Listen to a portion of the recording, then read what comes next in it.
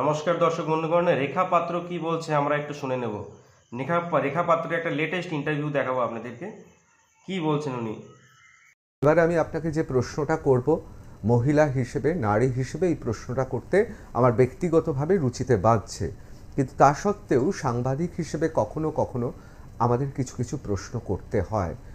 জোর জুলুমের শিকার কি তাহলে আপনিও ছিলেন? এবং আমি আরেকটু বিস্তারিতভাবে বলি, আমরা তো বারবার শুনেছি এই পিঠে পুলি, এমন আবদার কি আপনাকেও সহ্য করতে হয়েছিল? অবশ্যই আমাদের সন্দেশখালী এমন কোনো মা নেই যে এই অত্যাচার সহ্য করেনি। ওনাদের টিএমসির মিটিংয়ে ডাকবে, আজকে যেতে হবে, ওখানে পোলাও হবে, ওখানে বিরিয়ানি হবে, সেখানে এরকম সাধারণ মানুষের জন্য এরকম নর্মাল কিছু খাবার বানাতে হবে। আমাদের কিছু সদস্যরা আছে তাদের জন্য কিছু পার্সোনালভাবে কিছু খাবার বানাতে হবে, এরকম করে ডেকে নিয়ে যেতেন। নিয়ে যাওয়ার পর মিটিং শেষে যখন খাবার বানানোর সময় আসতেন, ওনাদের পছন্দ মতো মহিলাদের তুলতেন। যদি না যেতে চাইতেন তাদের ঘরের বাচ্চাদেরকে সরিয়ে ফেলার হুমকি দেওয়া হতো, তাদের বাচ্চাদের এবং স্বামীদেরকে তুলে নেওয়ার হুমকি দেওয়া হতো, এবং স্বামীদেরকে তুলেও রীতিমতো মারধর করা হয়েছে। যেহেতু আমাদের গ্রামের মানুষ ভয় পায়, সন্তান স্বামী তারা তাদের নিয়েই সংসার তাদের। আজকে যদি কোনো দুর্নীতিগ্রস্ত মানুষে তাদের সংসারটাকে যদি শেষ করে দেয়, তারা কোথায় যাবে? তাদের আর কোনো সম্মানই থাকলো না। কিন্তু রেখা, বলুন, আপনি ধরুন যে সন্দেশখালী আমাদের গ্রাম বাংলায় সাধারণত মহিলারা এখনো যদি পরপুরুষ আসে ঘোমটা দিয়ে দাঁড়ায়, এরকম অনেক গ্রাম আছে। সেক্ষেত্রে একজন মহিলাকে তার স্বামী বা লোকজন, বাড়ির লোকজন ছাড়া একা পিঠে তৈরি করতে ডাকতো, মানে এইটা এইটা এইটা চলতো? দেখুন, বাড়িতে শ্বশুর শাশুড়িরও কিছু করার থাকতো না, শ্বশুর শাশুড়িরও কিছু করার থাকতো না। আর আমাদের সাথে যে এরকম, যে আমাদের মা বোনদের সাথে এরকম একটা দুর্ঘটনা ঘটছে, আমরাও তো বলার সাহস পেতাম না। আমাদেরও তো রুচিতে বাধ্য, সম্মানে বাধ্য যে আমাদের সাথে এরকম ঘটেছে। কাকে বলতাম? শ্বশুর শাশুড়িকে, নিজের বাবা মাকে? কোনটা বলতাম? বলা যায়, বন্ধুর মতো কিছু সুখ দুঃখের গল্প করা যায়, এমন কিছু ঘটনা তুলে ধরা যায় না। সেখানে হয়তো দেখা যাচ্ছে আমার বাবা মা মেনে নিলেও শ্বশুর শাশুড়ি মেনে নেবেন না। অত ওনারা কি ভাববেন যে আজকে এরকম পথে চলে গেছে, আমাদের সম্মান চলে যাবে, তুমি সংসার ছেড়ে চলে যাও। আমরা কোথায় যেতাম? বাচ্চা কাচ্চা ছেড়ে কোথায় যেতাম? আজকের যে বাচ্চাদের, আমাদের মায়েরা যে 10 মাস 10 দিন গর্ভে ধরে বাচ্চাদের জন্ম দেয়, তাদেরকে পেলে কোথায় যেতে পারতেন?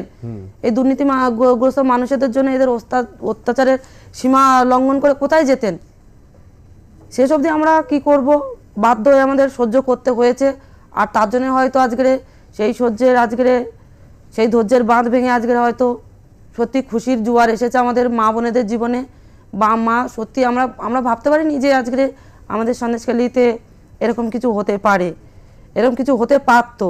আজকের এত বড় সন্ত্রাসীর বিরুদ্ধে আমরা লড়তে পারবো, রুখে দাঁড়াতে পারবো, এবং তাকে শাস্তি দিতে পেরেছি। তার শাস্তিটুকু আমরা আবেদন করেছিলাম, সেটা সম্পূর্ণ হয়েছে। কেননা যেভাবে অত্যাচার করেছিল, আর কেউ কিছু মুখ খুললেই সাদা ধান ধরিয়ে দেবো। শুধু আমাদের উপরে হয়েছে তা নয়, এখানে মুসলিম সম্প্রদায়ের ঘরেও হয়েছে, কিন্তু ওনাদের নিজেদের ঘরের ছেলে সন্তান, ওনারা মুখ খুলতে পারছেন না। তবে আশা করব এইবার ওনারাও মুখ খুলবেন। যেভাবে অত্যাচারের সীমা পেরিয়ে গেছে, তো এবার বাধ্য হয়ে ওনারাও খুলবেন। কেননা হিন্দু মুসলিম আদিবাসী বলে কোনো সম্প্রদায় হয় না, সবাই একই, মানুষ একই। শুধু জাতটাই আমাদের আলাদা হলে হবে না, শুধু মানুষ আমরা একই, আমাদের শরীরে একই রক্ত। খুব দামি কথা বলেছেন। এরকম কোনো আপনার পরিচিত মহিলা আছেন যে এই রকম ভাবে ডেকে নিয়ে যাওয়ার জন্য তার সংসারটাই ভেঙে গেছে? অবশ্যই এরকম হয়েছে। আমাদের বাড়ির পাশে দেখুন এরকম হয়েছে, অনেকে তামিলনাড়ু চলে গেছে, এবং তার সংসার ভাঙবে কি, দেখা যাচ্ছে তার শ্বশুর শাশুড়ি নেই, দুজন স্বামী স্ত্রী, বাচ্চা নিয়ে তার সংসার। তার এমন করছে, তার স্বামীকে, তার উপর অত্যাচার পরে তার স্বামীকে মেরে দিয়ে তার ঘর বাড়ি ভেঙে তার স্ত্রীকে তাড়িয়ে দিলেন। কিংবা অনেকই মহিলা ঘর ছেড়ে পালিয়ে গেছেন, তার স্বামী নিজেই আত্মহত্যা করেছেন। এত অত্যাচারের সীমা বেরিয়ে গেছিলেন। মানুষ এতটাই নির্যাতিত হয়ে তাদের এতটাই দেয়ালে পিঠ থেকে গেছিল যে আজকের মানুষ এতটাই নিজের জীবন দিতেও পিছু পা উঠতো না। রেখে, এটা কি সত্যি ওনারা নাকি বেছে বেছে নিজের পছন্দ মতো কাদের পিঠে তৈরি করতে ডাকা হবে, নিজেরা বেছে তার একটা ঠিক করে ডেকে পাঠাতেন? অবশ্যই ওনারা দেখুন মিটিংয়ে ডেকে নিয়ে যেতেন। ওনারা হয়তো রাজনীতি করেন, দুর্নীতি করেন, তার সাথে সাথে ঠিক কার ঘরের মা বোন সুন্দরী, কার ঘরের মা বোন কেমন টপ ফিগার, ঠিক ওনাদের লক্ষ্য থাকেন। সন্ত্রাসী করে তারা যে শুভ হয় সেটা নয়, অশুভও আছেন কিছু কিছু। তো সেটা থাকলে শেখ শাহজাহানের টিম, শিবু হাজরা, উত্তম সর্দার, এরাই। এদের মতো মানুষ আজকের ছিল বলে হয়তো আজকের এই সন্দেশখালীর মতো মা বোনেরা অত্যাচারিত হয়েছে।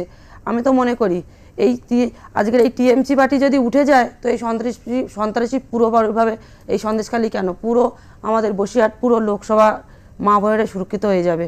এবং ভাইয়েরা আজকের যেভাবে শুধু মা বোন নয়, ছোট ছোট ভাইদের আজকের বাবা মা তার বুকের থেকে যেভাবে ছোট ছোট ভাইদেরকে তুলে নিয়ে তাদের জীবন নাশ করা হচ্ছে, হয়তো এমন কিছু মানুষ আছে তাদের এখন অবধি খোঁজই পাওয়া যায়নি, তাদের কোথায় নিয়ে গেছে, কি করেছে, খোঁজই পাওয়া যায়নি।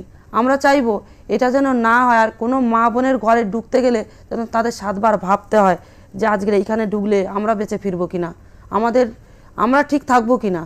ওদের নিশ্চয়ই বুকে ভয় রেখে এরা ঢুকবে এবার। অবশ্যই।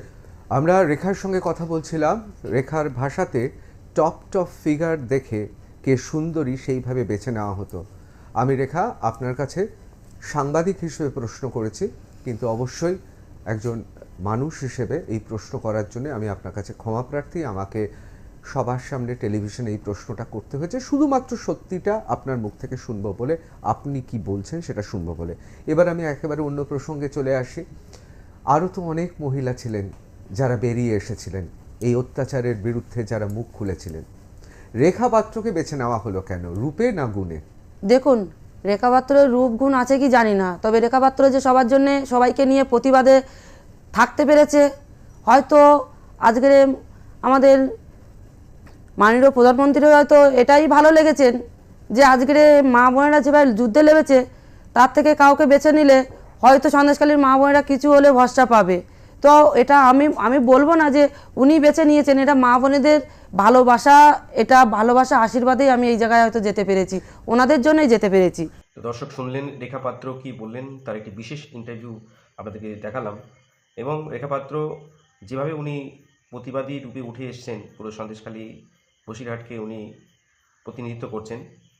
তো ওনার ভিতরে যে এই যে ভাবটা আছে না, আমি এখানকার মানুষের লড়াই করবো, এই জিনিসটা যদি থাকে উনি অনেক দূর অবশ্যই এগোতে পারবে।